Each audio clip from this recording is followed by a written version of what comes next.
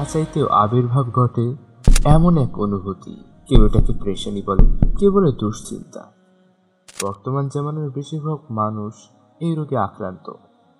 মানুষ একটুতেই হতাশ হয়, দুশ্চিন্তা করা শুরু করে, শান্তি যেন কোথাও হারিয়ে গেছে, সুখ খুঁজে পায় না কিছুতেই। চলুন উত্তর খোঁজার চেষ্টা করি।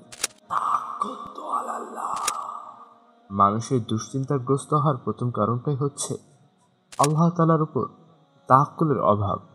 সে ভুলে যায় যে অসম্ভবকে সম্ভব করার ক্ষমতা একমাত্র আল্লাহ সুবহানাহু ওয়া তাআলারই আছে।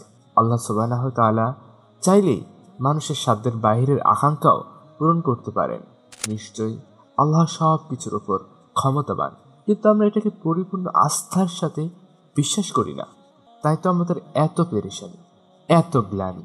আল্লাহ তাআলা বলেন, আর যে ব্যক্তি আল্লাহকে ভয় করে, আল্লাহ তার নিষ্কৃতির পথ করে দেবেন আর তাকে এমনভাবে বা এমন উৎস হতে রিজিক দান করবেন যে সে তার ধারণাও করতে পারবে না। আর যে ব্যক্তি আল্লাহর উপর ভরসা রাখে, আল্লাহই তার জন্য যথেষ্ট।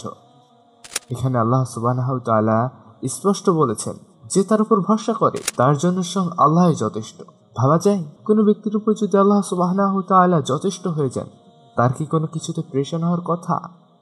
তাই আমরা যে কোনো বিপদ মুসিবতে একমাত্র আল্লাহ তাআলার উপর পূর্ণ তাআক্কুল করব।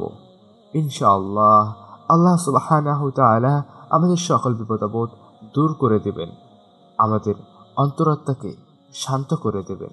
ইনশাআল্লাহ আল্লাহ সুবহানাহু ওয়া তাআলা আমাদের সকল বিপদাপদ দূর করে দেবেন, আমাদের অন্তরাত্মাকে শান্ত করে দেবেন।